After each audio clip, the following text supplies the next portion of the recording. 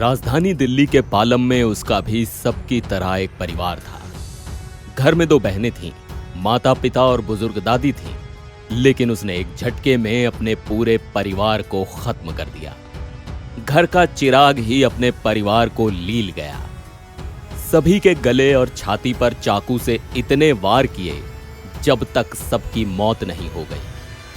पड़ोसियों ने पुलिस को बताया कि उनके पास के घर से चिल्लाने की आवाजें आ रही हैं। जब तक पुलिस पहुंची तब तक सब कुछ खत्म हो चुका था। पुलिस को घर के अंदर 4 लोग मरे पड़े मिले। बाथरूम और 2 कमरों में खून बह रहा था।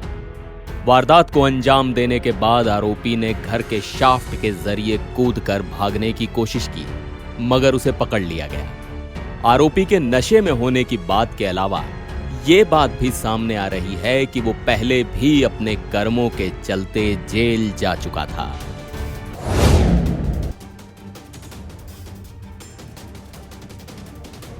कई साल पहले केशव गुजरात में एक कंपनी में काम किया करता था, जहां उसने दस्तावेजों में हेरफेर किया था। बाद में दिल्ली के पालम इलाके में एटीएम में चोरी का भी आरोप उस पर लगा था, जिसमें वो जेल गया था। केशव के पिता की मजबूत कदकाठी को देखते हुए माना जा रहा है कि उसने उन्हें अचानक पीछे से धोखे से मारा, फिर उनके शव को बाथरूम में ले गया। कुलदीप ने बताया कि जब चाचा के घर का गेट अंदर से बंद था तब वो सपने में भी नहीं सोच सकता था कि अंदर केशव ने सभी की हत्या कर दी है। दादी पहले कुलदीप के परिवार के पास ही रह रही थी और अभी 2 दिन पहले ही केशव के घर रहने आई थी। बोल रही थी कि 2 महीने में वापस आ जाऊंगी।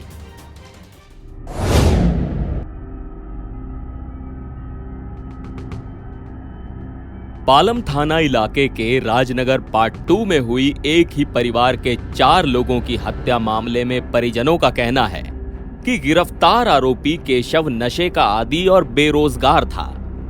उसका किसी लड़की से अफेयर भी था, जिसमें उसका ब्रेकअप हो गया था। मंगलवार सुबह केशव घर पर आया था। यहां नशा करने के लिए पैसों का लेन देन और नौकरी ना करने को लेकर इसकी अपने परिवार वालों से कहासुनी हो गई। इसके बाद शाम से 4 लोगों की हत्या करने का सिलसिला शुरू हो गया।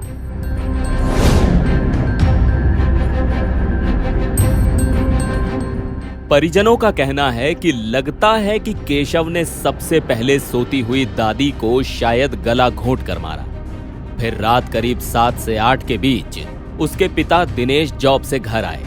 उसने उन्हें संभलने का अवसर दिए बिना पीछे से मुंह दबाते हुए चाकू से उनका गला काट दिया। फिर कुछ देर बाद आरोपी की मां भी जॉब से आई। उसने अपनी मां से कहा, मम्मी देखो बाथरूम में क्या है। जैसे ही मां बाथरूम में पहुंची वो अपने पति को खून से सने फर्श पर पड़े हुए देखकर खुद गिर पड़ी। फिर केशव ने अपनी मां की गर्दन पर भी चाकू चला दिया। इसके बाद करीब 9:15 पर केशव की बहन उर्वशी आई। जैसे ही उसने बाथरूम में देखा उसने बचाओ बचाओ का शोर भी मचाया, लेकिन आरोपी ने उसे भी चाकुओं से गोदकर मार डाला। पिता दिनेश एक कंपनी में ड्राइवर थे, जबकि मां दर्शन एक मेंटल हॉस्पिटल में बच्चों की केयर टेकर थीं। पुलिस को कॉल करने वाले केशव के ताऊ के लड़के कुलदीप ने बताया कि मंगलवार रात करीब 9:15 बजे वो दुकान से घर आया था। उसने उसी समय अपनी कजन उर्वशी की बचाओ बचाओ की आवाज सुनी। वो भागता हुआ तुरंत घर की दूसरी मंजिल पर अपने चाचा के घर गया, लेकिन गेट अंदर से बंद था। उसने उर्वशी को आवाज दी, वो नहीं बोली। कुलदीप ने केशव से पूछा कि अंदर क्या हुआ है, उर्वशी क्यों चिल्लाई थी, वो कहां है।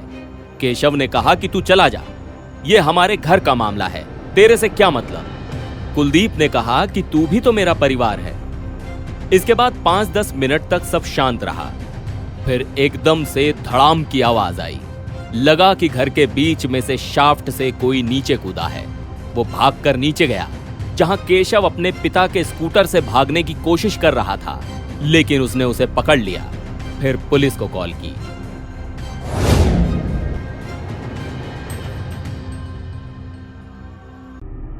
पुलिस आई। घर के गेट को झटके से खोलकर अंदर गए तो चारों मृत अवस्था में थे। केशव के माता पिता और बहन के शरीर पर तो चाकुओं के निशान थे, जबकि दादी के शरीर पर ऐसा कोई जख्म दिखाई नहीं दिया, लेकिन उनके मुंह से खून निकला हुआ था। पुलिस का कहना है कि केशव ग्रेजुएट है, उसके खिलाफ पहले से 2 मामले हैं, वो बेरोजगार है और नशा भी करता है। डीसीपी मनोज सी का कहना है कि इसकी तफ्तीश की जा रही है कि परिवार के किस सदस्य को आरोपी ने कैसे और कब कब मारा। आसपास लगे तमाम सीसीटीवी कैमरे भी चेक किए जा रहे हैं। इनमें घर के तमाम सदस्यों का आना जाना कैद हुआ है। परिजनों ने बताया कि केशव चोरी के किसी मामले में करीब 1.5 साल तक जेल में भी बंद रहा था। वो जमानत पर बाहर था। उसे नशा मुक्ति केंद्र से उसकी मां वापस लेकर आई थी। 3 नवंबर की सुबह केशव अपने 3 दोस्तों के साथ घर आया था और उस दिन भी दादी और मां से उसका पैसों को लेकर झगड़ा हुआ था। पैसे नहीं मिलने पर उसने अपने ताऊ के घर के बाहर लगे इन्वर्टर की बैटरी चोरी कर ली थी और ये सब सीसीटीवी कैमरे में कैद है। बैटरी चोरी की शिकायत पालम थाने में भी दर्ज कराई गई थी।